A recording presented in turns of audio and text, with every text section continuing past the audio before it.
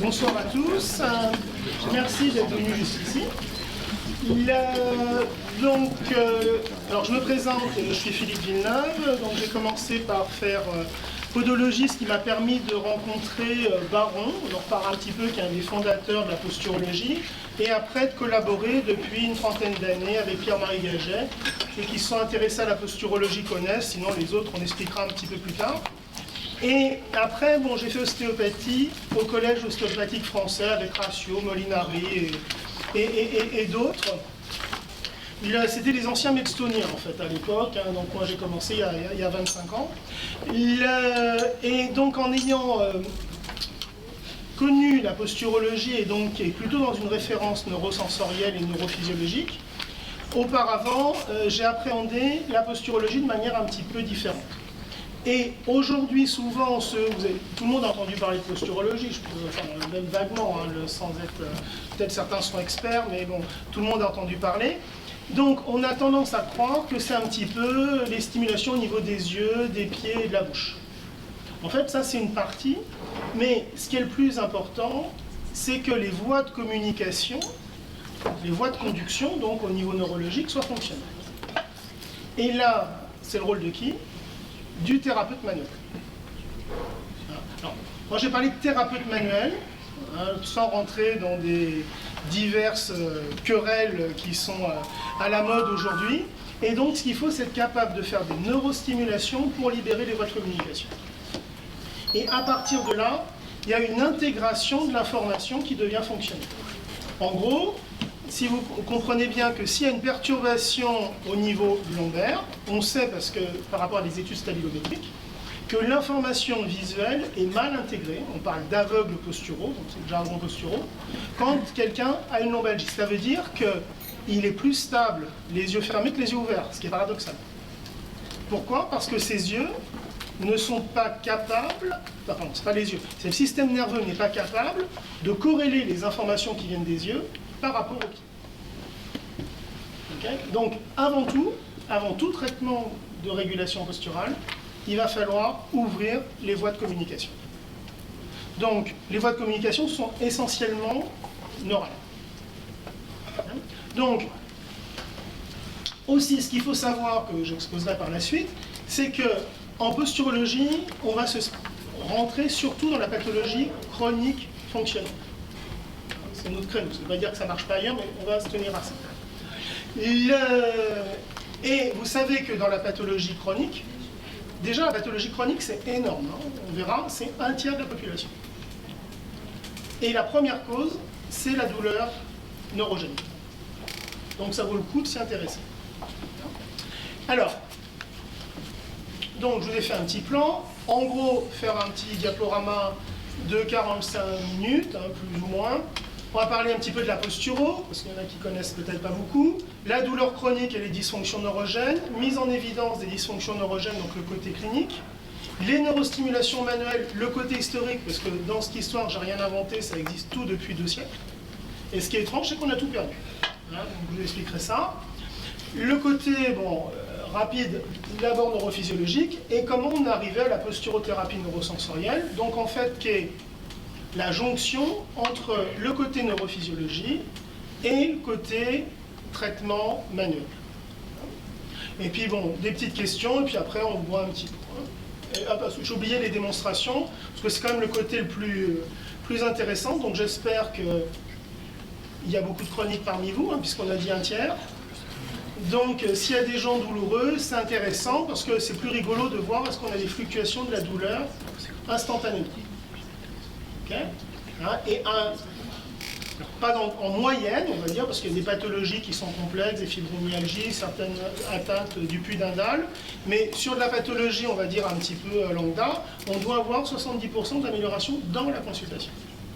Et ça, c'est intéressant, parce que ici, bon, globalement, qu'on soit kiné, ostéo, on est plus ou moins formé au diagnostic, mais bon, c'est surtout les médecins qui sont formés au diagnostic, et le fait d'avoir une amélioration instantanée du patient laisse présupposer qu'il y a une grande partie qui est fonctionnelle. Donc en termes de test aussi, c'est quelque chose d'important. Alors, posturothérapie, pourquoi? Parce que ça nous met en rapport avec la posturologie. Posturologie, neurophysiologie et tests cliniques. Donc, la neurophysiologie, c'est des explications qui sont vraies, mais pas encore validées à l'application du traitement qu'on fait. C'est une base de raisonnement. Et des tests cliniques qui ont montré la plupart du temps leur reproductibilité. Donc ça, c'est quand même un net plus. Et qui joue sur le tonus.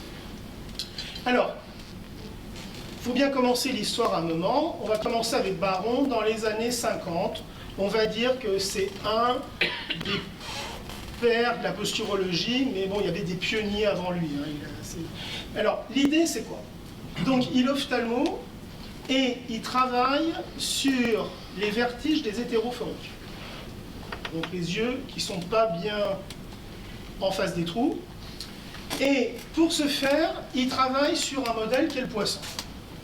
Et il fait des petites ténotomies au niveau des muscles oculomoteurs des poissons. Et il s'aperçoit que quand il fait des petites déviations des globes oculaires entre 1 et 4 degrés, donc des trucs qui seraient négligeables, ben qu'est-ce qui se passe au niveau du poisson? Vous voyez, il s'incurve. Et le poisson se met à tourner en rond. Donc ça, c'est le truc important à comprendre en posturologie, c'est que des petites perturbations entraînent de grandes conséquences. Vous l'avez tous entendu avec les effets chaotiques, hein, le battement de l'aile du papillon au Brésil qui va faire une tornade au Texas, si je ne dis pas de bêtises. Mais donc il y a une notion de temps qui est importante au niveau de la posturologie. Alors, les propos de Baron ont été vérifiés bien plus tard, en 2003, notamment par Priplata qui a publié dans le Lancet, où on fait des toutes petites stimulations sous le pied avec des vibrateurs. Ils sont équipés de marqueurs, un système Vicon qui permet de mesurer les déplacements de la personne. Et les semelles sont sous, il y a un potentiomètre qui permet de contrôler la vibration. Donc le gars, il est sur ses semelles, on fait vibrer, on lui demande de régler pour qu'il ne sente plus rien. Et on diminue de 20%. Donc, comme dirait Coluche, moins que rien. Et quand on donne l'information qui n'est pas perçue, qu'est-ce qu'on voit? Que la majorité des indices de régulation posturale sont modifiés. Chez la personne jeune, chez la personne âgée, tous les indices sont modifiés. Donc ça, c'est quelque chose qui est très important. On n'a pas besoin de sentir pour être efficace. Okay. Alors, là, vous voyez Gaget, qui est aujourd'hui à 90 ans. Hein. Bernard Weber, donc c'était les auteurs de Posturologie, qui est la Bible de la posturologie, donc qui est décédé il y a 2 ans, Bernard. Et donc, ils mettent en forme un certain nombre de connaissances. L'idée, c'est qu'on est dans de la régulation cybernétique de la posture et de ses oscillations. Parce que la posture, ce n'est pas que la position. C'est aussi la régulation. Donc, les oscillations, comme les oscillations du cœur. Elles sont petites, mais vous comprenez bien que si les oscillations du cœur, elles font ça, elles sont petites ou elles font ça, il y a une différence. Donc, on s'inscrit dans un terrain biologique. Et ce terrain biologique, il va s'inscrire de la tête aux pieds. Et on va travailler sur le tonus. Alors, le tonus, on le met facilement en évidence chez l'enfant. Quand on le soutient au niveau du ventre, qu'est-ce qu'il va faire? Il va faire une extension qui va du bout des orteils à la racine des cheveux. Et si on prend un levier, par exemple la tête, on fléchit la tête, bah, c'est l'ensemble du corps jusqu'au bout des pieds qui va fléchir. Et si on joue sur les pieds, on a le modèle inverse. C'est ce qu'on va voir là. Par exemple, Jean-Pierre Roll, qui est un scientifique de Marseille, il travaille sur les vibrations. Et les vibrations, vous savez que ça active les fuseaux neuromusculaires. Donc, quand on va stimuler, par exemple, les muscles du tibial antérieur, chez quelqu'un qui est bloqué au niveau du dos, au niveau de la tête, il est dans le noir, et on met une cible lumineuse à 90 cm des yeux. Donc, quand on vibre le tibial antérieur, il a l'illusion que la cible visuelle bouge. Okay. Donc ça, c'est déjà quelque chose d'intéressant. Je vibre un morceau, c'est un autre bout qui bouge. Et c'est encore plus intéressant parce que quand on vibre le solaire ben, on a le contraire. Et quand on vibre les fibulaires, ça part sur les côtés. Donc ça veut dire que c'est prédictible et orienté. Donc ça veut dire qu'en ostéo ou en thérapie manuelle, des fois je vais traiter le pied pour améliorer l'oculomotricité, et des fois je vais traiter le crâne pour améliorer le pied. Hein, donc on est vraiment dans le schéma cybernétique et systémique. Alors, Jean-Pierre Roll a une belle phrase: les muscles extrinsèques du pied contribuent au transport de la rétine dans l'espace, au même titre que les muscles extraoculaires étaient des muscles moteurs oculaires. Donc, si c'est pas clair pour tout le monde, j'explique rapidement. Si je regarde la collègue qui est en face et que je veux regarder le collègue qui est juste à côté, qu'est-ce que j'ai besoin de faire? Juste de bouger mes yeux. Et si je veux aller là, je suis obligé de faire quoi? Bouger les yeux et la tête. Et si je veux aller là-bas, qu'est-ce qui fait tourner mes yeux? C'est mes pieds. D'accord? Ça, c'est une partie que vous trouvez. Il y a des travaux scientifiques qui l'ont montré, c'est une évidence, mais vous ne le trouvez pas dans les handbooks de physiologie. Alors, à contrario, dans le mouvement, le regard, vous le voyez bien, anticipe la position des pieds. Quand je dois tourner derrière la table, qu'est-ce que je vais faire? Je vais d'abord orienter mes yeux et après mes pieds. Donc il y a une différence importante. Est-ce que je suis en posture régulée ou est-ce que je suis dans la dynamique? Dans ce cadre-là, comme le dit Alain Berthoz, il faut aller où je regarde et non regarder où je vais. Et il y a une anticipation des mouvements des pieds de l'ordre de 300 millisecondes. Alors pour nous, 300 millisecondes, c'est instantané en gros, hein, à une autre échelle. Mais en fait, c'est un temps qui est relativement important. Parce qu'une boucle de régulation, il faut avoir en tête que plus ou moins c'est 200 millisecondes. Alors pourquoi j'ai mis ce dessin-là? Parce que chez le bébé, en fait, le référentiel, c'est pas les yeux. Vous savez, quand ils sont tout petits, ils sont miro. Et le référentiel, c'est la bouche. Donc la bouche est aussi un capteur d'orientation qui est important. Et vous m'entendez, je parle de la bouche, pas des doigts. Et alors, à quoi ça sert tout ça? Eh bien, le système, il est là pour mettre le regard plus ou moins horizontal. Alors vous allez me dire, oui, mais elle n'a pas le regard horizontal. D'accord, elle a le regard qui est un petit peu incliné, mais elle a une scoliose de 186 degrés. Donc 186 degrés, ça voudrait dire qu'elle devrait avoir la tête qui est posée sur les pieds. Donc on va dire que relativement à la scoliose, c'est relativement horizontal. Et tous les enfants, donc ça c'est Fauché qui est un scoliologue qui a fait une belle série sur l'horizontalité du regard et la scoliose, ça l'a choqué. Pourquoi ces gamins qui sont tout tordus ont un regard qui est relativement horizontal? S'ils essayent plus d'avoir le regard horizontal, ils sont moins tordus. Alors, la posture telle qu'on la considère aujourd'hui, c'est le reflet de l'ensemble de l'individu, en rapport avec ses dysfonctions neurovégétatives, neurales ou neuroméningées, et ses troubles émotionnels. Alors, les troubles émotionnels, ils sont souvent véhiculés par le neurovégétatif. Aujourd'hui, c'est de plus en plus d'actualité. Le premier à avoir perçu ça, c'est Darwin. Darwin a écrit un bouquin sur les émotions, l'animal et l'homme. Et on voit donc d'évidence chez les artistes que, à travers la posture de quelqu'un, on ressent son émotion. Et Darwin, là, s'était mis en situation. Alors, beaucoup plus récemment, Alain Berthoz, donc, qui avait la chaire à l'époque au Collège de France, nous dit que la posture n'est pas seulement le maintien de l'équilibre, elle est aussi l'expression des émotions. Ça, c'est important pour nous dans la pathologie chronique. Parce que souvent, la pathologie chronique, on sait qu'elle est associée à des problèmes psychologiques. Moi, je préfère parler d'émotions. Et le tonus, donc si on prend par exemple Henri Vallon, Joria Guerra, qui sont des grands pédagogues et en même temps qui ont créé la psychomotricité, ils ont beaucoup observé les enfants. Et ils nous disent, c'est aux variations locales ou généralisées du tonus que sont dus les états hypotoniques, hypertoniques ou de spasme, d'où procèdent les émotions. Donc l'émotion provient du tonus. Okay, donc on va s'intéresser au tonus. Et Joria Guerra donc parlait de réaction tonico-émotionnelle. Tout le monde le sait bien, en fonction des événements, on va être tendu ou détendu. C'est des évidences. Alors, un petit peu plus tard, Baron a travaillé à Sainte-Anne. On discutait avec certains collègues tout à l'heure. avec Souleyrac, donc un psychiatre, qui s'intéressait au système de régulation. Et donc il a récupéré Baron, parce que Baron était un des premiers à mesurer la stabilité avec cette machine-là. Bon, il y a 50 ans, ça a bien évolué, mais ils avaient déjà compris des choses intéressantes. C'est-à-dire que si on mesurait un dépressif, il bougeait toujours et uniquement en antéro-postérieur. Et vous verrez que c'est ce qu'on retrouve aujourd'hui dans les populations neurologiques. Par contre, un traumatisé du crâne, bah vous voyez, ça n'a rien à voir, il bouge dans tous les sens.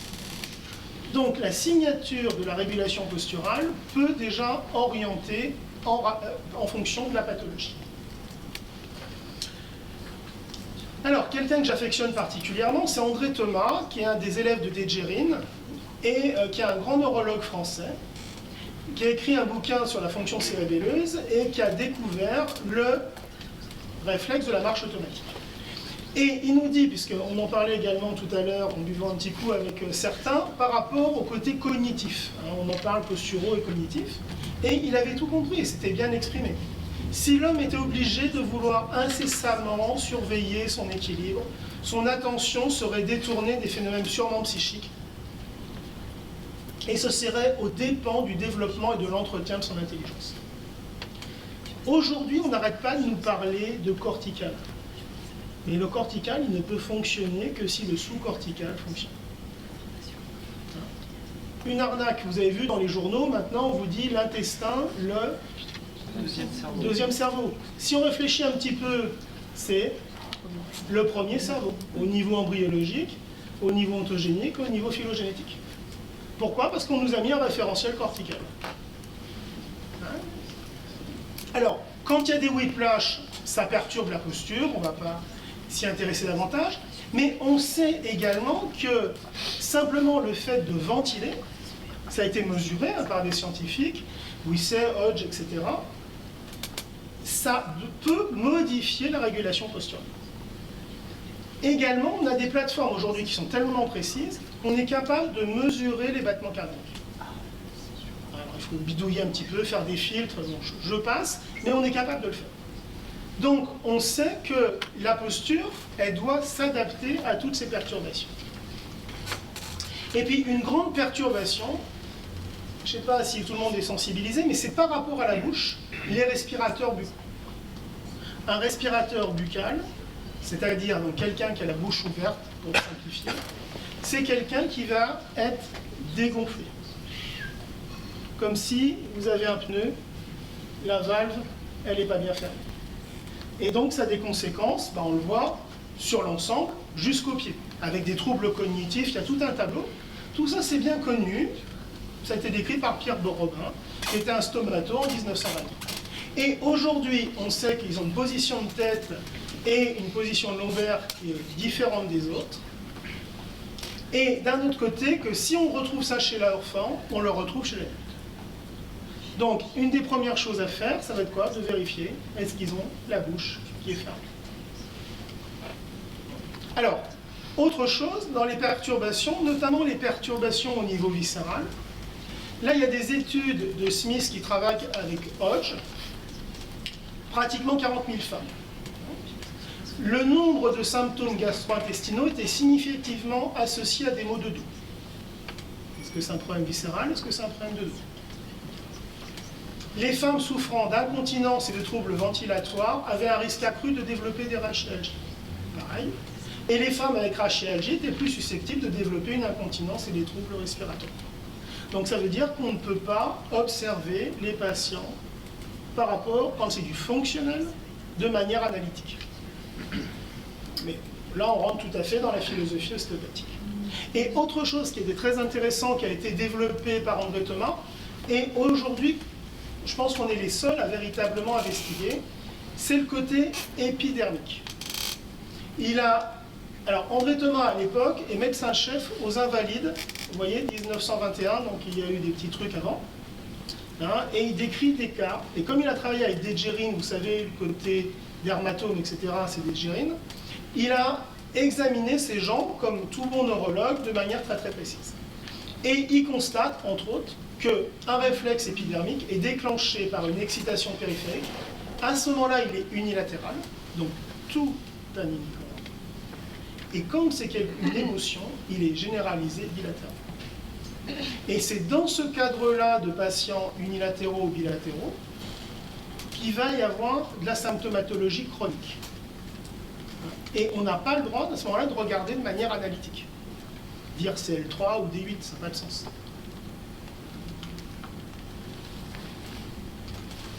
Alors, si on rentre dans la douleur aujourd'hui, notamment avec Boissira, j'en profite pour faire de la pub pour le congrès, parce que c'est une des grandes références sur la douleur neuropathique qui sera au prochain congrès de l'API. Donc, il y a la douleur physiologique. Je me fais mal, je retire ma main, c'est normal. Mais il y a la douleur maladie. La douleur maladie, c'est la douleur qui reste. Donc, dans le temps, on parlait de douleur inflammatoire. Aujourd'hui, on sait qu'il n'y a pas vraiment forcément de l'inflammation. Donc, on parle de douleur nociceptive. Et puis, bon, je l'agrandis parce que c'est le thème de la communication, les douleurs de type neuropathique. Et aujourd'hui, il nous parle également de douleurs dysfonctionnelles, ce qui est plutôt sympathique. Avant, on appelait ça les douleurs psychogènes. Fonctionnelles, c'est quand même mieux que psy. Même, ça ne veut pas dire qu'il n'y ait pas de psy. Hein, mais quand je ne comprends pas, je ne dis pas forcément à un patient qui sont psy. Et je vous rappelle la classification de l'OMS et la principale association qui travaille sur la douleur. La douleur, c'est quoi? Une expérience sensorielle et émotionnelle désagréable, associée à un dommage tissulaire présent ou potentiel, ou décrite en termes d'un tel dommage. Donc il n'y a pas besoin d'avoir de lésions. Et le problème de la médecine, c'est qu'ils veulent toujours trouver des lésions. Donc ce qui fait qu'il n'y a aucune corrélation, vous le savez bien, entre l'imagerie et la symptomatologie. Donc faire des radios, la plupart du temps, ça ne sert à rien. Alors, si on revient sur nos douleurs neuropathiques, donc Boissira et Attal, 30 000 sujets, et ils ont fait le DN4, Diagnostic Neuropathique 4. Certains connaissent? Pas beaucoup, je vous en dis deux mots après. Hein. J'aurais pu le mettre là, mais dans le... Donc simplement, on pose des questions, et s'il y a 4 questions positives, enfin 4 réponses positives, on peut dire que la personne a une bonne probabilité d'avoir une douleur neuropathique. Donc 30 000 personnes du tout venant, on s'aperçoit déjà 32% de douleur chronique. Quand je vous disais un tiers, j'étais pas là. Et dans ce tiers, la principale provenance de douleur, c'est la douleur neuropathique. Et dans ces douleurs neuropathiques, parce qu'il peut y en avoir partout, la principale localisation, c'est les membres, notamment les membres supérieurs. Pardon, membres inférieurs et membres supérieurs. Alors, il y a une autre chose qui est très très intéressante pour nous, c'est qu'ils trouvent que pratiquement 80% des participants avec des douleurs neuropathiques ont plusieurs zones douloureuses. Pour le chirurgien, vous avez une névralgie de Morton et un canal carpien, ça n'a rien à voir. Sauf que, on le retrouve dans 80% de la population. Donc, il y a peut-être un lien supraradiculaire. Alors, le lien, on le sait aujourd'hui, hein, que ces douleurs chroniques, elles sont souvent en rapport avec quoi? Avec de l'anxiété. Et l'anxiété, par exemple, peut être associée à des troubles du sommeil. Donc ça doit faire partie de notre interrogatoire quotidien. Et notamment, un des points intéressants, c'est la personne, quand elle se réveille, est-ce qu'elle est bien en bon état le matin? Ou est-ce qu'elle est dans le gaz?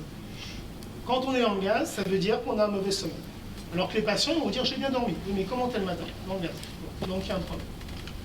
Hein? Alors, ça, on est en rapport avec l'hyperexcitabilité centrale. Alors, j'engage tout le monde, et particulièrement les ostéos, à utiliser ce terme d'hyperexcitabilité centrale ou quelque chose qui s'en rapproche, plutôt que de parler de whiplash, qui ne veut pas dire grand-chose. Donc là, on peut discuter avec des gens qui sont dans les centres antidouleurs, tout le monde va le comprendre. Et on sait aujourd'hui que dans les pathologies neurofonctionnelles chroniques, elles proviennent d'une elles sont en lien avec une hyperexcitabilité centrale. C'est une notion qui est ancienne, qui a été réactualisée il n'y a pas très longtemps, vous voyez en 1996, dans les douleurs musculo-squelettiques, on le retrouve dans les problèmes de plancher, pelvien, fibromyalgie, cervicalgie, lombalgie, ATM, canal carpien, scoliose, vaginisme, migraine, puis j'en oublie, douleur de l'épaule, algie vasculaire, et puis aussi les problèmes des intestins irritables. Donc pratiquement tous les mois, vous allez trouver une nouvelle publique qui va vous dire « Ok, c'est un côté emballement du système nerveux. Okay. Ce qui explique qu'on peut avoir mal un peu partout et que toute activité thérapeutique locale ne marche pas. Donc par exemple, chez les lombalgiques chroniques, on sait très bien que quand c'est central, le TENS ne marche pas. Les courants électriques, ça marche bien, mais pas dans le côté hyperexstabilité centrale. Donc voilà. Donc comment on met en évidence ces dysfonctions neurogènes? Parce que c'est ça qui est intéressant, on est clinicien. Alors, déjà on va revoir un petit peu les étiologies. Donc suite à des traumas cervicaux, crâniens, des troubles émotionnels, même très précoces. Aujourd'hui, on peut suspecter que des problèmes même transgénérationnels peuvent intervenir. Les conséquences. Abaissement du seuil douloureux. Pour certains patients, on va prendre des fibromyalgiques, le simple fait de passer un coton-tige, ça réveille de la douleur. Alors comme c'est plutôt les femmes, dans le temps on avait tendance à dire qu'elles étaient hystériques, mais en fait c'est quand même quelque chose de réel, hein, qu'on commence à comprendre aujourd'hui. Et puis, il y a un abaissement du seuil de réaction musculaire. Donc, c'est-à-dire que quand on va étirer un petit peu les fuseaux musculaires, on va avoir en retour une contraction. Et l'intérêt, ce qui est important, c'est de voir qu'il y a des contractions locales. Ça marche bien avec les traitements manuels. Et puis, il y a des réactions systémiques. Là, il faut réfléchir différemment. Alors, est-ce que c'est nouveau? Non. Comme souvent, c'est très ancien. Alors, si on prend par exemple Valex, peut-être certains ont entendu parler des points de Valex. Valex parlait, on prend l'exemple de la sciatique. Alors aujourd'hui, dans tous les ouvrages internationaux, on nous dit la sciatique, la cause c'est quoi? Les hernies discales. Mais en fait, on n'en sait rien. Mais comme tout le monde dit la même connerie, tout le monde le répète et tout le monde est d'accord. Hein? Et Valex nous dit, ok, la douleur, elle peut être descendante, mais elle peut être tantôt ascendante, tantôt descendante, ou bien ascendante et descendante à la fois. Le problème, c'est que si on opère au niveau discal, lombaire, et que le problème il vient du genou ou du pied, ben, non seulement ça ne servira à rien, ça serait déjà bien, mais ça peut être potentiellement problématique. Alors, autre chose, je vous fais l'historique, mais l'historique a un sens, hein, c'est pas juste pour faire de l'historique. Paget avait vu, vous voyez, à la fin du 19e, que quand il y a des douleurs bilatérales, il nous dit il est plus probable que la répartition symétrique des maladies sur les parties correspondantes des extrémités supérieures et inférieures doit dépendre de relations nerveuses centrales plutôt que d'une hypothétique produit chimique. Donc qu'est-ce qui balaye là? L'inflammation. Vous savez, dans le temps, on a foutu du HIT partout. Et maintenant, dans tous les congrès, vous dire bah non, c'est plus du HIT, c'est douleur ou dysfonction, où on met un autre mot derrière. Et il y a plein de papiers, donc là on a un truc qui est relativement récent, hein, une revue de littérature de l'équipe de Hodge 2014, qui nous dit que quand il y a un problème sur une douleur sur un tendon, eh ben, il y a également un problème sur le tendon qui est opposé. Et ça c'est de la clinique, on le voit tous les jours. Donc ça veut dire que si il y a deux trucs au niveau neural, c'est que le nerf, il joue sur les deux côtés. Et ça c'est une des caractéristiques importantes au niveau clinique. Alors ce nerf, vraisemblablement si on peut agir dessus, réguler des choses, c'est par l'intermédiaire des nervi nervorum. Donc vous voyez qu'en fait nervi nervorum, ça veut dire quoi, ce mot barbare? C'est nerf du nerf. Le nerf est innervé dans sa périphérie au niveau de l'épinèvre et également, vous le voyez, au niveau de la périnèvre. Donc, c'est toujours l'extérieur qui protège au niveau informationnel. Et ce qui est intéressant, c'est que les nervi nervorum, il n'y a pas de myéline, c'est des fibres C. Et les fibres C, vous savez, c'est lié à la douleur. Donc, ça veut dire simplement, attention, on est en train de trop tirer sur le nerf. Et quand on tire trop sur le nerf, qu'est-ce qui va se passer? Les muscles vont protéger. Alors là on voit, si on appuie sur un nerf, c'est pas suffisant, mais si avant on met un produit qui génère de l'inflammation et qu'on appuie dessus, eh ben, il va y avoir des douleurs qui vont se manifester au niveau de la peau et qui vont se manifester au niveau du muscle. Quand c'est au niveau de la peau, c'est souvent des douleurs à type de brûlure. Donc ça c'est important.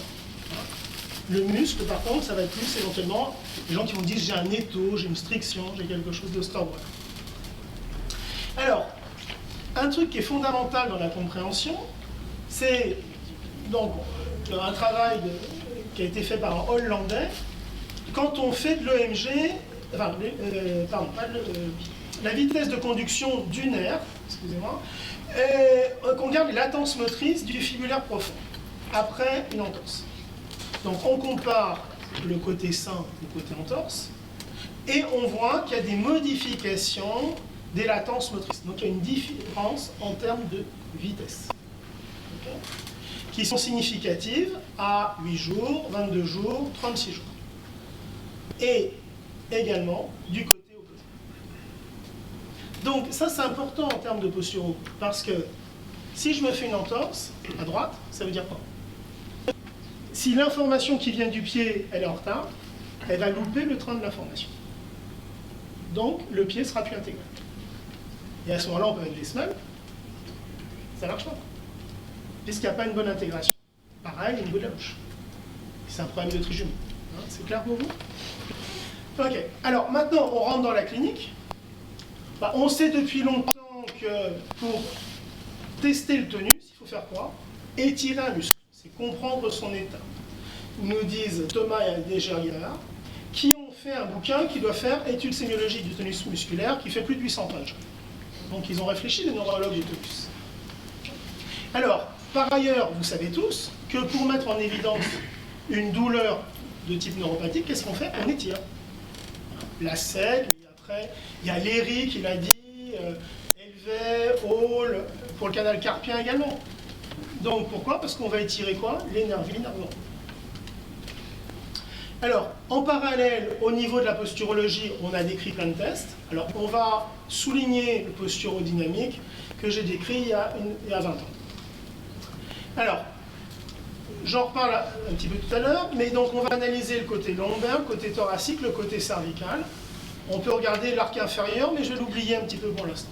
Et à chaque fois qu'il y a quelque chose qui ne suit pas les règles biomécaniques, on met une croix. Et donc on a eu la surprise en faisant ça, au début ce n'était pas attendu, de voir qu'il y a des gens qui avaient des croix partout.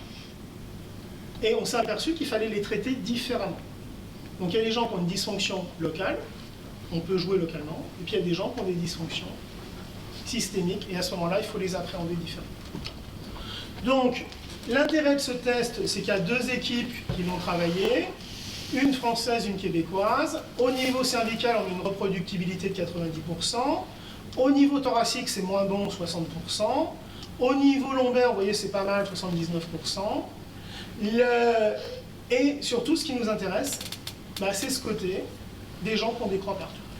Et j'ai fait une petite étude qui n'est pas très intéressante parce qu'elle était rétrospective, sur dossier, qui montrait que à peu près 37% des patients que je voyais en consultation étaient dans cette catégorie, ou des croix partout, ou des croix que d'un côté. Et on sait par rapport à l'essence de la posturologie qu'un syndrome postural systématisé avec une hypertonie intéressante, toute la musculature axiale du même côté. Ça, c'est le vrai problème postural. Et vous avez beaucoup de patients, si vous faites bien vos interrogatoires, vous allez trouver qu'ils ont 10 douleurs ou 10 gènes, et ils vont vous dire qu'il y en a 9 qui sont du même côté. Ça, c'est de la posture. S'il n'y a pas de problème organique. D'accord. Ok. Alors, on a parlé d'hyperexstabilité centrale. On va évoquer quelque chose sur lequel on a des résultats intéressants. C'est la douleur discale. Alors, nous, on ne va pas parler d'hernie discale, on va parler de dysfonction discale. Pourquoi? Parce que vous savez qu'il n'y a aucune corrélation entre l'imagerie et la symptomatologie. Alors, donc, Dufour, bon, c'est un truc que tout le monde a constaté, nous dit que c'est souvent une douleur en barre. C'est ça les gens qui vont faire des lamelles. Et, donc là, une fiche clinique, douleur en barre lombaire. On va voir pourquoi par rapport à des problèmes d'innervation, souvent ça va irriter deux racines. Pas forcément une, et on peut avoir des douleurs aux deux genoux ou aux deux pieds. Alors, grâce aux posturodynamiques, ça fait pas très longtemps qu'on a compris qu'il y avait des posturodynamiques qui étaient le I pour inverser. Alors, je vous le mime. physiologiquement, au niveau lombaire, si j'incline mon corps à droite, ça doit tourner à gauche. Okay. Quand je m'incline à droite et que ça ne bouge pas, je mets une croix, c'est pas normal. Chez les gens qui ont des dysfonctions discales, quand ils s'inclinent, ça recule. Donc ça nous permet d'avoir un regard, il faut le travailler parce que c'est assez nouveau, mais ceux qui le visualisent voient que c'est quelque chose qui marche bien. Donc j'espère qu'il y aura quelqu'un qui aura ce type de pathologie tout à l'heure pour qu'on essaye de faire une démonstration. Bon, et puis au niveau podal, également, quand on translate, il doit y avoir automatiquement, de par la conformation des pièces anatomiques, une rotation contralatérale. Si ça ne marche pas, on met des croix. Donc c'est intéressant, les croix, c'est un peu simplet, mais quand il faut discuter avec un orthoptiste, un dentiste, un ostéopathe, un podologue, un psychiatre, et puis je ne sais pas quoi, c'est intéressant, plutôt que de mettre des mots, de dire il y a une croix dans telle case, tout le monde peut être d'accord là-dessus, sans avoir à faire de la didactique. Donc ça permet notamment de bien mettre en évidence les zones nociceptives podales qui sont assez fréquentes. Alors, on a un autre outil qui est la stabilométrie, qui n'est pas un outil indispensable, mais qui permet de comprendre un certain nombre de choses. Donc là, il y a une revue de la littérature relativement récente, où on montre que donc, les lombalgies non spécifiques, il y a une augmentation de la vitesse moyenne, qui a un indice d'instabilité, parce que si j'accélère ma vitesse, c'est que je ne suis pas très stable, de la surface. Et également, on bouge davantage dans le sens antéro-postérieur, ce qui est souvent quelque chose à corréler en rapport avec les émotions. On sait qu'il y a une comorbidité importante entre la lombalgie, la dépression, l'anxiété, etc. Donc, la diminution de la stabilité posturale chez des personnes atteintes de lombalgie non spécifique apparaît être associée à la présence de douleurs sans rapport avec la localisation exacte et la durée de la douleur. Ça veut dire quoi? Ça veut dire qu'on sait qu'ils ont un problème, mais ça ne dit pas forcément que c'est un problème de lombalgie. Donc là, si on revient dans un langage ostéopathique, qu'on est dans la lésion totale et pas la lésion analytique. Alors, je vous ai parlé du DN4 tout à l'heure. DN4, donc, c'est intéressant, c'est un questionnaire qui est simple, qui a été validé et qui permet, quand vous travaillez avec des médecins, de dire bah, il y a un DN4 qui est positif à 4, à 5, à 6. Ça vous permet, vous ne faites pas de diagnostic, mais vous avez fait le diagnostic. Ok? Donc, question, la douleur présente-t-elle une des caractéristiques suivantes? Brûlure, sensation de froid douloureux, décharge électrique. Brûlure, ça veut dire que ça se passe où en termes de nerfs? Dans la peau. Froid douloureux, pareil. Décharge électrique, on ne sait pas, mais on peut imaginer que c'est la même chose. Deuxième question. La douleur est-elle associée dans la même région à un ou plusieurs des symptômes suivants? Fourmillement, picotement, gourdissement, démangeaison. Donc les prurites, ça peut être quelque chose de normal. Après, c'est corrélé à la clinique. C'est pour ça que j'ai changé de couleur. La douleur est-elle localisée dans un territoire où l'examen met en évidence un des signes suivants? Hypoesthésie au tact, hypoesthésie à la piqûre. Mais les patients, globalement, sauf quand c'est au niveau du pied, ils s'en foutent un peu de l'hypoesthésie. Ils vous le signalent. Bon, là, je ne sens pas bien. Mais ce qui perturbe, c'est la douleur. Ce qui est plus intéressant, c'est la douleur est-elle provoquée ou augmentée par le frottement? Et le frottement, ça peut être la caresse. Tous ceux qui ont travaillé avec des fibromyalgiques le savent. Au niveau des atteintes, également des problèmes de périnée, le simple fait de passer un coton-tige peut faire sauter quelqu'un. Donc, si c'est supérieur ou égal à 4, on va dire qu'il y a une bonne probabilité pour qu'il y ait une douleur de type neuropathique. Okay. Donc, on va passer donc, à la réunion de l'ensemble de ce qu'on a vu. Hein. Donc, je ne suis pas exhaustif, il faut aller vite, mais j'essaye de vous dresser un petit peu les principales idées sur ce qu'on appelle la PNS, la posturothérapie neurosensorielle. Donc, on a parlé de posturothérapie. Neuro, pourquoi? On va agir sur des capteurs, on va agir sur des nerfs, notamment les nervis nerveux. Et puis, il y en a partout. Donc, avant de jouer sur un muscle, il faut s'assurer que le nerf ne soit pas dysfonctionnel. Auparavant, ce que j'expliquais au départ, c'est qu'on pensait que la posturologie, c'était des stimulations. Alors on a compris que c'était fin, des neurostimulations instrumentales avec des semelles, avec des prismes, avec des petites stimulations intrabuccales qu'on a appelées les ALF. Alors ALF, ça veut dire Alfredo et Philippe. Pourquoi? Parce que ça a été mis en évidence par un orthodontiste italien qui s'appelait Alfredo Marino et moi, Philippe Villeneuve. Et le but, c'est quoi? De donner de l'information au niveau du système nerveux central. Et on sait très bien que quand on est au niveau de l'homunculus sensoriel, les grosses zones, c'est quoi? Le pied, les mains et la face. Alors, des stimulations dans la main, c'est pas très pratique. Aujourd'hui, on n'a pas les outils techniques. Enfin, on peut le faire, mais c'est pas très pratique. Mettre des semelles, c'est facile. Et mettre des trucs dans la bouche, c'est facile. Vous voyez, c'est des petits collages de résine photopolymérisée. C'est pas le but aujourd'hui, mais c'est quand même intéressant. Alors, on a repris le concept de posturologie, où habituellement, qu'est-ce qu'on nous dit? Ok, il y a la peau du pied, il y a l'oreille interne et il y a la rétine. Tout ça, ça provient de quoi? De placodes. Qui proviennent de quoi? De l'épiderme. Donc, comme souvent en médecine, qu'est-ce qu'on fait? On parle de petits bouts et on oublie l'ensemble. Alors, donc on a ajouté l'épiderme, j'en glisserai 2 mots tout à l'heure. Les informations qui viennent de ces exocapteurs et des endocapteurs, proprioception, viscéroception, sont médiées au niveau du système nerveux central. Alors je vous rappelle que le système nerveux central, il commence au ganglion rachidien. Et à partir de là, en gros, ça va faire quoi? Ça va modifier le tonus des muscles extrinsèques et intrinsèques du pied. Et pour que ça marche bien, il faut quoi? Il faut que les voies de conduction neurale soient fonctionnelles. Donc, on va arriver au fait de faire des neurostimulations sur le nerf. On appuie sur le nerf et on génère une vibration.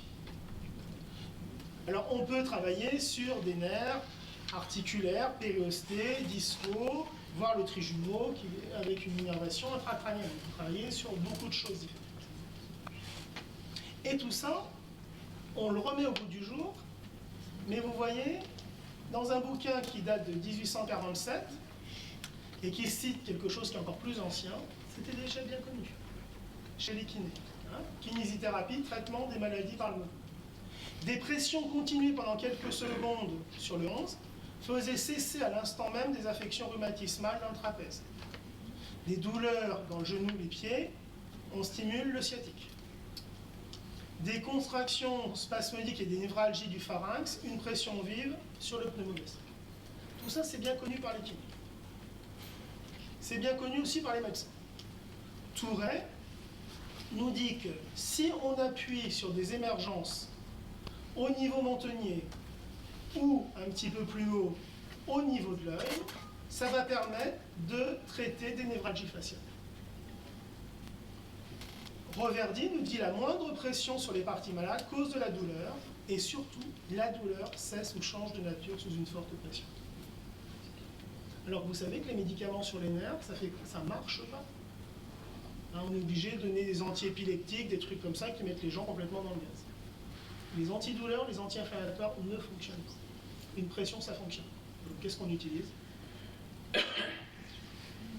Et tout ça, c'est connu depuis la nuit des temps.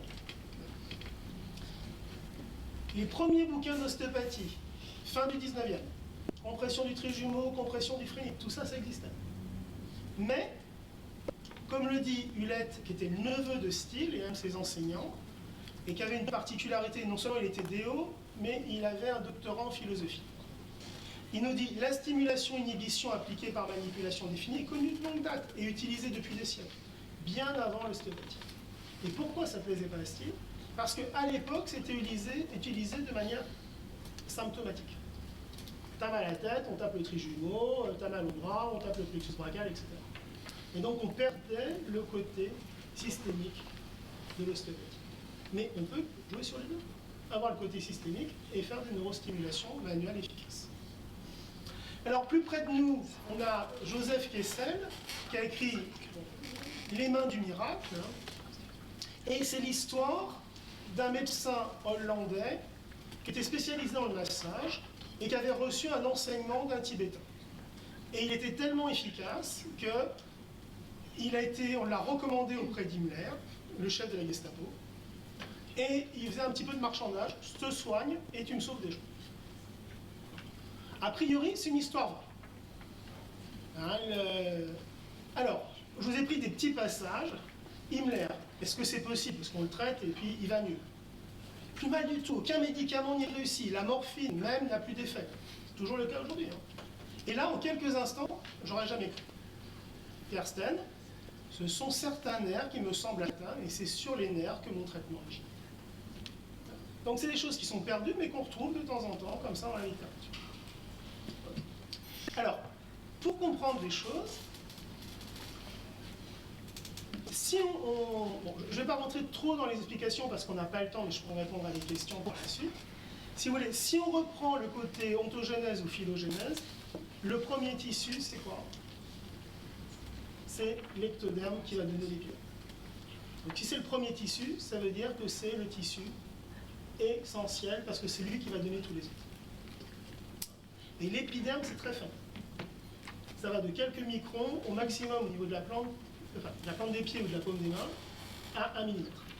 Donc si on appuie davantage, on va dépasser les capteurs qui sont là. Donc l'épiderme dirige, et on sait très bien qu'il y a des patients qui sont à fleur de peau. Au début, moi je pensais que c'était métaphorique. Maintenant que j'ai appris, c'est pas métaphorique. C'est une réalité. Et nous, en tant que thérapeute, on peut dire aux patients, vous êtes à fleur de peau. Parce qu'on a le côté palpatoire qui nous permet de lire. Donc, on est dans du neurovégétatif. L'artériel aussi, dans le neurovégétatif, est quelque chose de très important.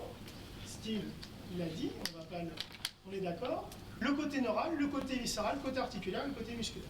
Donc le côté musculaire, c'est pas qu'il n'est pas important, puisque souvent la douleur, elle est d'ordre musculaire, mais c'est ce qu'on va appréhender en PNS en dernier. Pourquoi? Parce qu'il va protéger. Et s'il y a des dysfonctions neurales, artérielles ou épidermiques, on détend le muscle, et puis tout de suite, il va se remettre en dysfonction.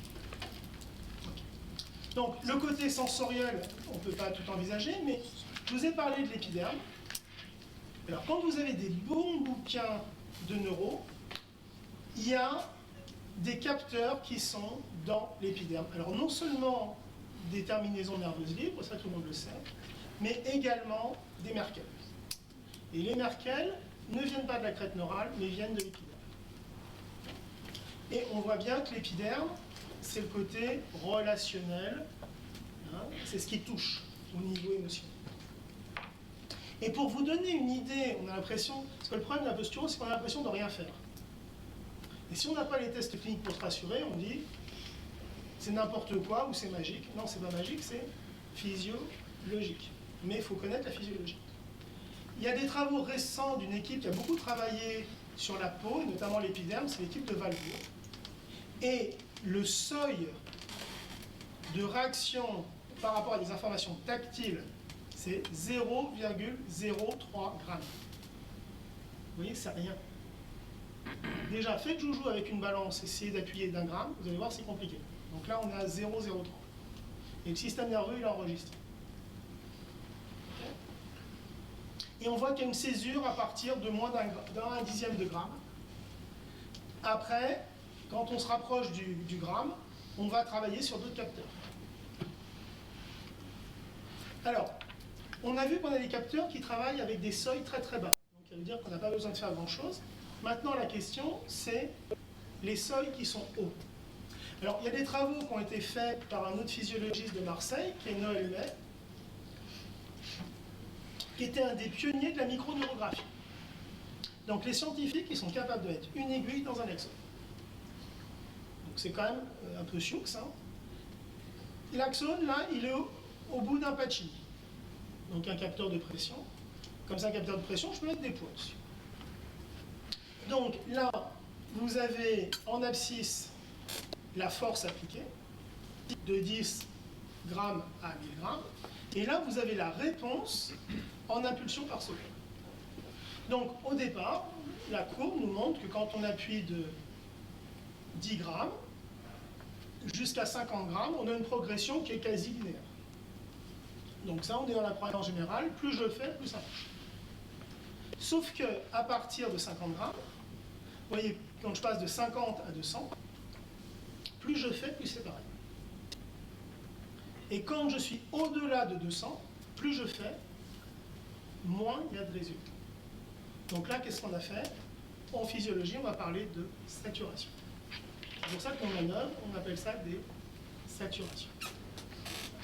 Donc, ce qu'il faut retenir, c'est la célèbre phrase de Desclosets. Bientôt, dans les périodes de campagne électorale, c'est trop d'informations, tue l'information. Donc le problème, c'est pas de balancer de l'information partout, c'est de savoir en mettre peu, mais le corollaire, c'est de la mettre au bon endroit. Alors, on va rentrer dans la clinique, parce que investiguer l'ensemble du corps, c'est compliqué, et grâce aux réflexes posturaux, on peut subdiviser des régions. Donc là, on prend un référentiel sensoriel, tous les tissus doivent bouger, on se met au crâne, au ventre ou au niveau du dos, là on se met au niveau des malléoles. On appelle ça le thyme. La personne, là on va prendre dans cet exemple-là, à la tête neutre, et il y a du mouvement. Je vais demander à mon patient de mettre la tête en extension. Et ça bloque. Si ça bloque, ça veut dire quoi? Qu'il y a une dysfonction extension de tête qui est antérieure et en haut. Et comme, excusez-moi, on ne voit pas bien, mais j'ai une réponse qui est bilatérale, on sait que bilatéral, ça veut dire quoi? Central, ou en tout cas nord. Okay. D'accord? Donc là, ce n'est pas un diagnostic, c'est une orientation. Ça me dit, attention, il va falloir que j'aille voir en bas, devant, et que c'est sûrement du nord. Donc là, ça pourrait être quoi? Du neurovégétatif. Est-ce que c'est clair pour tout le monde? Non. Et puis, je peux faire la même chose en faisant une flexion de tête. La flexion de tête, ça peut informer sur d'autres choses, mais pour l'instant, on va dire ça a privilégié quoi? Le plexus cervical. Donc plutôt peut-être que d'aller manipuler C1, on se fait quand même, qu'est-ce que je peux faire? Je peux aller traiter le nerf sous-occipital. Et le nerf sous-occipital, vous savez qu'entre autres, il est surtout moteur, et il est moteur sur quoi? Sur tous les petits muscles sous-occipitaux. Donc une fois qu'on a traité ça, en règle générale, il n'y a plus besoin d'aller faire une manip au niveau cervical. Et si jamais il y avait besoin de faire une manip, on va faire passer tout ça. Hein, on a ouvert la porte de manière intelligente. Alors, là, je vais vous décrire un petit cas clinique. Et puis après, on fera une démo. Alors, donc, on part au niveau du pied en position neutre. Si je fais une flexion, et que c'est perturbé de manière bilatérale, quand je fais une flexion, qu'est-ce que je mets en tension? Le plexus sacré. Donc si j'ai une réponse, je me dis, il y a peut-être une perturbation du plexus sacré. Alors on sait par expérience que quand il y a une perturbation, c'est jamais sur les gros troncs. Pourquoi? Déjà, ils sont gros, ils sont solides. Et les gros troncs, en principe, ils sont relativement verticaux. Les problèmes, ils sont où? Sur les petites branches qui vont couder. Elles sont petites, elles coudent. Par exemple, on pourrait dire, un nerf typique, ça va être quoi? Glutéal inférieur, glutéal supérieur, le trijumeau quand il sort du crâne, etc. L'axillaire quand il va commencer à tourner autour de l'épaule. Ces petites branches-là, elles sont sensibles aux perturbations. Donc, si ça m'amène, je me dis, l'hypothèse c'est qu'un problème de plexus sacré, je vais mettre les mains au niveau du sacrum. Là, je vais trouver le sacrum qui va être en hypomobilité. Si j'appuie, donc éventuellement un peu plus, ça va me tracter vers le bas et le côté. Ou je peux mettre le doigt à la jonction aussi entre le sacrum et le coccyx. Et si j'appuie un petit peu plus, je reste ce qu'on appelle scotché, c'est-à-dire je ne suis pas emmené à gauche, je ne suis pas emmené à droite, je ne suis pas emmené vers le bas ou vers le haut, ça ne bouge pas. Donc, quand vous êtes au niveau du coccyx. Si vous appuyez et que ça ne bouge pas, ça veut dire que la contrainte neuromusculaire, elle vient d'où? De ce qu'il y a en dessous le doigt. Et qu'est-ce qu'il y a en dessous le doigt? C'est le releveur de l'anus. D'accord? Et vous savez que le releveur de l'anus, il est innervé par quoi? Par le pudendum. Donc ça, pour nous, c'est un signe de pudendum. Alors comment on va vérifier? Parce que pour l'instant, on n'est que dans mes hypothèses. Donc qu'est-ce que je vais faire? Je vais aller palper le releveur et je vais aller dans l'échancrure sciatique stimuler le pudendum.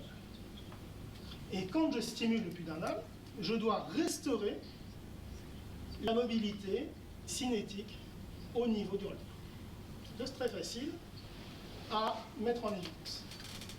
Et à partir de là, je suis sûr que quand j'appuie sur le nerf, j'améliore le muscle. Okay? Donc qu'est-ce que je vais faire? Je vais faire une petite vibration sur le nerf. La vibration, c'est quoi? C'est simplement, j'appuie, je retire. Alors avec les deux mains, avec une main, ça n'a pas d'importance. On pourrait mettre un vibrateur aussi. Mais on a des mains, autant s'en servir. Et quand j'ai traité le nerf, après, j'utilise une technique qu'on appelle une technique de sidération. Donc là, c'est simplement, on va contrôler la tonicité du muscle et on va le mettre en tension jusqu'à temps que dans les doigts, on ait une hypomobilité. Et à ce moment-là, on demande à la personne de pousser et on relâche. Et quand on a traité le nerf avant, une fois suffit. Et parce qu'on a traité le nerf avant. Hein? Sinon, il faut le refaire et le refaire. C'est quoi cette sidération? Je n'ai pas bien compris. Ok. Si je veux relâcher mon biceps, parce qu'il est en hypertonie. Donc, je palpe. Si je suis dans cette position-là, je vais avoir du mouvement puisque je vais raccourcir. À un moment donné, je fais un mouvement d'ouverture et je perçois sous mes doigts une hypomobilité. Donc là, j'ai mis en tension vraisemblablement les fuseaux neuromusculaires tels qu'ils le fait. Donc, je demande à la personne de fléchir et je résiste et je relâche. Et donc là, on parle de sidération parce que c'est sidérant. On a trompé en fait le système nerveux. À l'envers, on pourrait dire, c'est le coup de, vous voyez, je sais pas, le footballeur qui croit qu'il va taper dans un ballon et pour X raison il tape à côté. C'est très traumatisant parce qu'entre ce qu'il a prévu et la réalité biomécanique, il y a un delta. Et là, il risque de se faire. Okay? Donc on est à peu près, je l'imagine, dans le même système. Alors on peut le faire sur le nerf supratrochléaire, par exemple, qui est une branche du trijumeau. Donc ça veut dire qu'on a des résultats intéressants sur des migraines. Et alors pour ceux qui font de l'ostéopathie crânienne, vous faites ça, vous testez votre crâne comme vous avez l'habitude, vous faites la stimulation, vous retestez votre crâne. Vous verrez que le crâne il a complètement changé. Parce que ça soit au niveau du crâne ou ailleurs, on a d'abord le nerf qui va piloter le muscle, qui va piloter l'articulation. Donc si le crâne il ne veut pas bouger, c'est qu'il y a des muscles qui sont tendus. Notamment les oculomoteurs, notamment les muscles de la bouche et les muscles sous-occipitaux. On l'a vu tout à l'heure, donc là par exemple au niveau du glutéal supérieur ou du glutéal inférieur, qui vont en retour bloquer le sacrum. Ça veut dire que, par exemple, en ostéopathie, souvent on parle de sacroiliaque. En PNS, on dit qu'on ne traite jamais le sacroiliaque. C'est une articulation hypermobile, ça n'a pas de sens de traiter une sacroiliaque. Ça veut dire qu'il y a des perturbations qui sont à distance.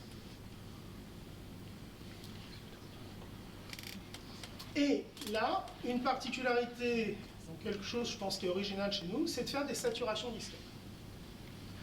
Alors, donc vous savez que le disque à sa périphérie est innervé, notamment par des nerfs neurovégétatifs, et que ces petits nerfs neurovégétatifs, ils vont revenir, et vous voyez, ils vont émerger à la peau entre les épineuses. Donc entre les épineuses, on peut aller les stimuler. Là, le plus clair, c'est si on a la chance d'avoir quelqu'un qui a mal et on fait une démonstration. On peut saturer au niveau articulaire. On peut saturer aussi au niveau du périoste. Périoste, c'est quoi? Des capteurs neurovégétatifs. Hein, donc en fait, on peut faire des stimulations un petit peu partout. Alors là, je vous montre. Donc on n'a pas de son. Donc c'est un cours en Espagne. Vous voyez, on passe le coton-tige, vous voyez la réaction. Hein, donc on est dans une réaction épidermique. Et ça, c'est typique, la personne, elle est face. Hein, donc, je fais des traitements épidermiques extrêmement légers. 2 points épidermiques. Hein. Alors, un point épidermique, il n'y a pas d'appui, c'est un contact. OK. Et on reteste. Donc, on est capable de tester instantanément des variations. OK. Alors, quand il y a des réactions, comme on l'a vu précédemment au niveau épidermique, les gens ne vous disent pas « ça fait mal », ils vous disent « c'est désagréable ». Hein, on est dans de la souffrance, c'est quelque chose d'émotionnel. L'épiderme est lié à l'émotion. Alors, bon, là, je vous montre donc un traitement épidermique. Alors, l'intérêt en posturo, c'est qu'on peut avoir des mesures. Alors, en règle générale, mes patients, ils sont mesurés systématiquement avant, pas après, parce que c'est trop long. Mais de temps en temps, quand il y a une belle histoire, bon, on mesure avant et après. Donc là, vous avez les heures, hein, on l'a mesurée. Elle ne devrait pas bouger au-delà de 210, vous voyez, elle a 1300, donc on n'a pas besoin de plateforme pour voir que ce n'est pas normal. Bon, tous les paramètres sont un petit peu en vrac. On la remesure un petit peu après, vous voyez instantanément ce qui peut se passer. Donc là, on a des variations qui sont très hautement significatives, hein, avec un point. Bon, c'est des histoires de chasse, on montre les beaux résultats, c'est pas toujours comme ça. Mais néanmoins, si ça existe une fois, c'est quand même intéressant. On n'a pas besoin de le commenter. Alors, pour conclure, la posturothérapie neurosensorielle, il y a d'abord au niveau clinique un dépistage. Et la question, c'est quels sont les tissus corporels qui sont dysfonctionnels, et on les a hiérarchisés. En disant que l'épiderme est plus importante que le muscle. C'est une évidence au niveau de l'ontogénèse. Après, une orientation avec des tests posturaux, des réflexes posturaux, on va dire, est-ce que c'est plutôt en haut, en bas, en avant, en arrière? Et donc ça nous donne des hypothèses. La main va nous dire est-ce que c'est plutôt superficiel ou profond. Et puis après, on va localiser un territoire. Donc par exemple, si j'ai un deltoïde, je me dis quoi en termes de nerf? C'est un nerf axillaire. Et j'appuie sur l'axillaire, est-ce que ça libère? Oui. Et bien qu'est-ce que je fais? Je traite l'axillaire. Et après, je pourrais traiter, avec une sidération, le deltoïde. C'est clair comme mécanisme pour vous? Ah non, je commence pas. Non. Bon, on va dire que c'est fini, puisqu'il veut plus jouer. Donc, c'est qu'on est. J'ai trop parlé. Est-ce que vous avez quelques questions? Oui, ou des commentaires? Quel est l'intérêt de la sidération? Qu'est-ce que ça va faire spécifiquement en fait? Alors, il y a un certain nombre de choses qui sont empiriques. Hein. Donc, ce qu'on s'aperçoit, c'est que dans les dysfonctions qui sont d'ordre neurosomatique, en opposition à neurovégétative, quand on a traité le nerf, il reste quand même encore des dysfonctions au niveau du muscle. Je n'ai pas d'explication, mais c'est une constatation. Donc on fait une action sur le nerf et on y... Alors, pour donner une appréhension palpatoire, mais c'est métaphorique, si on imagine que le muscle c'est comme un millefeuille, quand tu as fait le nerf, tu as retiré un certain nombre de couches du millefeuille, mais il en reste. Et quand tu fais ta sidération, tu as retiré les dernières couches. Et si on ne fait pas la sidération, la dysfonction neurale va revenir? Non, ça je pense pas. Mais alors,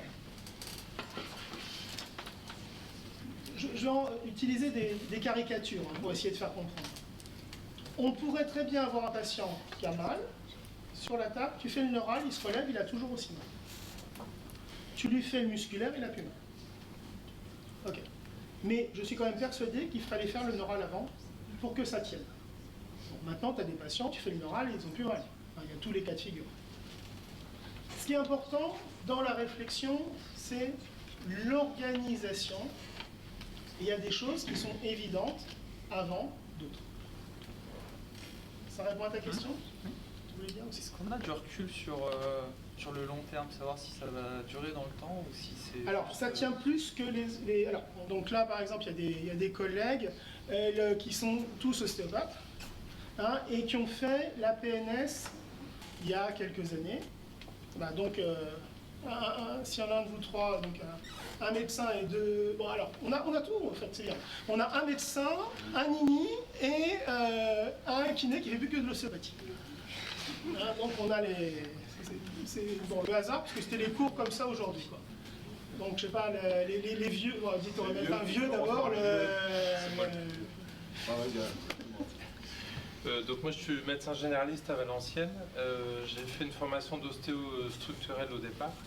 Et j'ai été amené à rencontrer Philippe dans une formation à Liège. Et c'est vrai que ça... D'abord, pourquoi en médecine j'ai fait de l'ostéo? Parce qu'effectivement, comme tu disais, il y a des fonctionnels, il y a des tas de choses qu'on ne comprend pas en médecine. Et la réponse médicamenteuse n'est pas toujours très satisfaisante. Et en plus, ça n'est pas très efficace. Donc j'étais parti dans un premier temps dans l'ostéo pour ça, pour trouver ces réponses-là.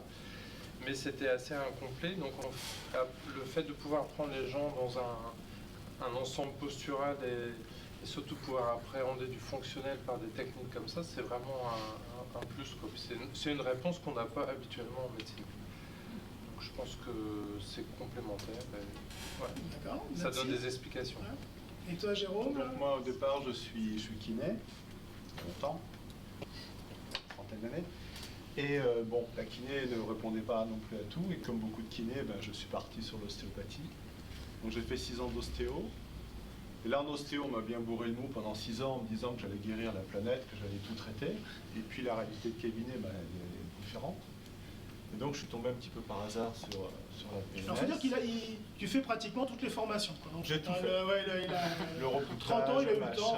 le magnétisme, les trucs. Je fais des rituels de guérison, j'égorge du poulet, je mange la crête. Donc, j'ai fait ostéo. Et donc, après, je suis tombé sur la PNS avec Philippe. Et c'est vrai que le discours m'a paru évident.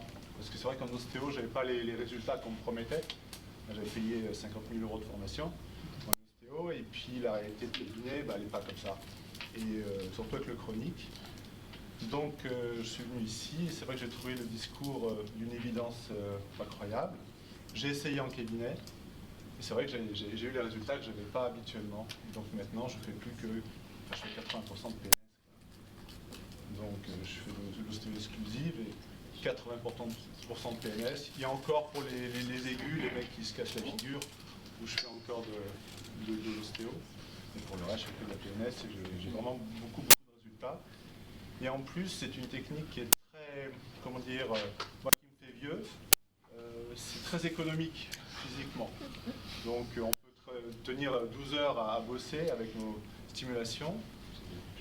Ouais, il faut que je tienne, hein. Les retraites ne sont pas grosses. Donc, et vraiment, moi, ça a changé ma façon de travailler. Donc, alors, le problème, c'est un problème d'état d'esprit. Ce que je comprends, c'est ça. Où on arrive à switcher en termes d'état d'esprit, on n'y arrive pas. Bon, ça, c'est individuel, il faut faire confiance à sa main et puis envisager un côté neurophysiologique plutôt qu'un côté mécanique. Si on fait ça, bon, comme Jérôme, il y en a d'autres, en fin de carrière, ça faisait des années qu'ils faisaient ça, ils se sont mis à faire de la PNS. Pourquoi? Parce que c'était plus efficient, c'est pas traumatisant pour les patients. On peut faire mal, hein, mais c'est une douleur, c'est ponctuel, on va le dire. Je vais vous faire mal et ça dure une seconde. Donc ça, c'est des douleurs qui sont bien acceptées. Il n'y a pas de surprise. Et en règle générale, sur le chronique, c'est plus efficace. Tu veux nous dire... Sur le chronique, clairement, on voit les gens moins souvent, on les voit dans des états moins douloureux, et on arrive quand même à bien pérenniser les traitements dans le chronique, et même dans l'aigu, le mec qui arrive et que vous ne pouvez pas toucher, au départ, les stimulations, etc., ça permet de libérer beaucoup de choses. Et comme tu le disais, c'est vrai qu'au lieu de s'attaquer directement à une cervicale où on est sûr de se planter et de faire mal, etc., si elle est encore à manipuler derrière, elle va passer toute seule et sans traumatiser le patient. Donc, d'autres questions? Oui? Tout à l'heure, c'est le premier rang. Ouais. Il y en a encore d'autres. Vous aviez parlé tout à l'heure d'hypoesthésie. au niveau de la surface. Oui. Sauf que pour moi, au tout début, ça fait une hyperesthésie. En fait, quand le nerf il est très douloureux. Là, par rapport là, c'est le DN4. Alors, là, on est dans de la douleur chronique, hein, dans de la pathologie chronique. À partir de combien de temps vous parlez de chronicité dans ce DN4? Alors, le DN4 spécifiquement, je ne sais pas, mais classiquement, c'est 3 ou 6 mois. On va dire que c'est 6 mois parce qu'en plus, c'était du tout venant. Hein, donc là c'était un petit peu différent. C'était une enquête, en fait. Hein. D'accord. Et quand on parle d'allodynie? Alors, allodynie, c'est une autre notion qu'on trouve notamment dans la fibromyalgie et dans les problèmes de pudendal. Hein. Alors, l'allodynie, tout le monde connaît le mot ou pas? Non, pour certains. Donc, en fait, c'est une stimulation non douloureuse sur une région saine qui entraîne une réaction douloureuse exacerbée. Donc là, l'allodynie, c'est les petits cotons-tiges, c'est de l'épidermique. C'est de l'émotionnel. Ouais.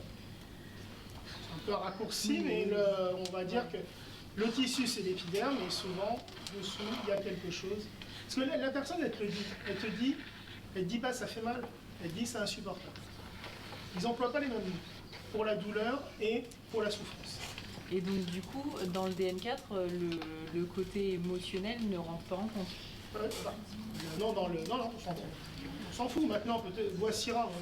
Il va venir au prochain congrès, donc on va discuter un peu plus. Là, je ne le connais pas. Donc, c'est un médecin classique, c'est un prof de neuro, hein, donc j'en sais pas plus. Et j'ai une autre question. Tout à l'heure, on disait effectivement pour remettre en évidence une douleur neurale, c'est vraiment l'étirement. Mais pourquoi il y a énormément de patients qui demandent, je demande à ma fille de me tirer le bras, ça me soulage. Alors, vous voyez, oui, alors donc là on est plutôt peut-être dans l'étirement musculaire, mais s'il y a des gens qui ont travaillé en chaîne musculaires diverses, ils savent que parfois, quand on fait lâcher les tensions musculaires, ça potentialise les douleurs. Maintenant, donc nous on va appuyer sur le nerf, on va le lâcher. Une autre manière de traiter le nerf, c'est de l'étirer. Hein, c'est ce que font Shalclock, Butler, les techniques australiennes et néo-zélandaises. Le problème, c'est que c'est un petit peu plus compliqué parce que souvent, enfin dans un premier temps, ils utilisaient double levier. Par exemple, on va dire pour le médian, je mets mon poignet en extension, je fais tourner ma tête de l'autre côté. Et là, tu as du mal à quantifier l'étirement que tu fais. Et si tu étires trop, bah, au lieu de soulager, tu fais flamber. Donc ça, c'est un inconvénient. Bon, je crois qu'ils ont un petit peu résolu, mais c'est beaucoup plus long. Et en plus, si on imagine que tu es sur le trijumeau ou sur le pudendal, aller faire des étirements, c'est pas évident. Donc tandis que là, tu arrives sur l'émergence et tu fais une petite saturation. Donc à ce moment-là, le soulagement, c'est parce qu'on étire le muscle, qui donne l'information au nerf. Moi, je dirais pas qu'on informe, on va faire vibrer le muscle, hein, on va l'informer d'une certaine manière et on va modifier les boucles de régulation au niveau des nervures nerveuses. Mais c'est une hypothèse, il faudra mettre des électrodes là-dedans pour voir ce qui se passe. Donc, mais en tout cas, le résultat, c'est comme si c'était ça. Oui. Par rapport à votre méthode, est-ce qu'on peut faire le parallèle avec les traitements style trigger point, point de Jones parce qu'il y a plusieurs théories sur les points de Jones, en disant que c'est des plaques motrices ou qu'il y a un rapport nerveux. Je sais pas, là, il faudrait faire de l'histologie. Je sais pas. Mais si on est sur des plaques motrices, à mon avis, on est moins puissant que quand on est directement sur le nerf. Quand il y a une dysfonction neurale. Hein, mais Jones, ça me paraît, c'est une technique intéressante. Hein. Il y a plein de techniques avec des points Chapman, Jones ou autres, Valex. Bon, certainement, il y a des points. Alors, ce qu'il faut savoir en termes de... c'est qu'il y a des études histologiques qui ont montré que les points d'accu, parce que souvent on retombe sur les points d'accu en fait, hein, et des points d'accu, il y en a partout aussi, c'est des émergences neurovasculaires. Donc on appuie quelque part sur un bout de nerf. Hein, donc mais après, le comparatif, je ne sais pas. Mais Jones, moi, ça me paraît un truc intelligent dans la mesure où c'est quelque chose qui est en rapport avec la neurophysiologie. Il ne l'a pas compris comme ça au début, c'était empirique. Hein, mais on comprend, il n'y a pas besoin de forcer, ça se fait gentiment. D'autres questions? Oui. Lui d'abord, parce que Comment une dysfonction neurale elle se fait? Enfin, je sais pas comment si on dit comme ça. Alors oui, eh ben, alors, on peut penser que, alors, si on est au niveau des nervis nervurums, hein, on sait qu'on est sur des fibres C et que les fibres C, donc elles sont en rapport avec la douleur, mais c'est pluripotent. Donc ça veut dire quoi? Ça veut dire que une inflammation, un étirement, voire un courant électrique est capable de le perturber. Plus tous les aspects centrales qui sont en rapport avec le côté émotionnel. Donc simplement, j'ai pris l'exemple de l'entorse. Donc il y a un étirement et après du nerf. Et si ça se trouve, on dit toujours le ligament, c'est lui qui fait mal. Peut-être. Mais quand vous regardez au niveau de la cheville, les nerfs, ils sont très superficiels. Sur certains pieds, il suffit de mettre en tension et on voit les nerfs du fibulaire superficiel. Donc est-ce que c'est le nerf qui est douloureux? Est-ce que c'est le ligament? Dans ça, de toute manière, les deux sont nerfs.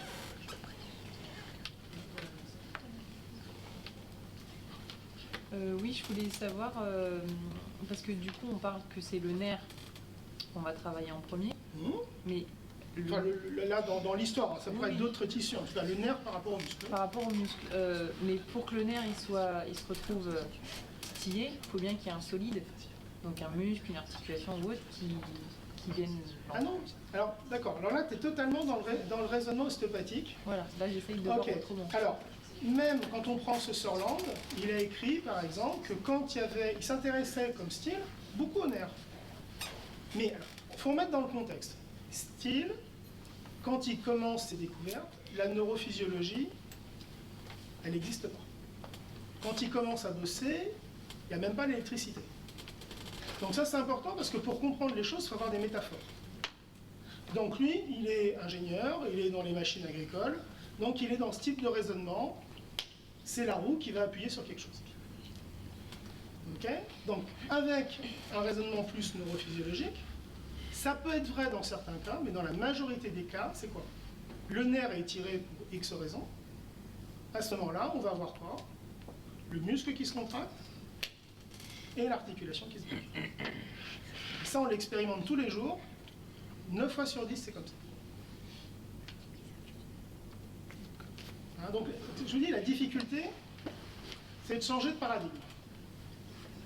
Ou on est dans la mécanique, ou on est dans la neurophysiologie. C'est pas incompatible, hein, les deux, hein, mais il faut changer de manière de voir les choses. Quand en ostéopathie, on nous explique tout par des traumatismes, ça n'explique pas grand-chose. Chauffour, c'était le premier diplômé de Wellstone. Il écrit dans un de ses premiers bouquins, et il parle à ses copains ostéopathes. Ah ben vous expliquez que tout vient de la colonne, parce qu'à l'époque, Wellstone, c'était de la vertébrothérapie. Hein. Il dit, mais c'est pas logique, puisque tout vient d'un traumatisme, alors que la colonne, c'est le truc qui est le plus protégé. On va plus morfler sur les côtes, on va plus morfler sur les membres, plus sur la tête.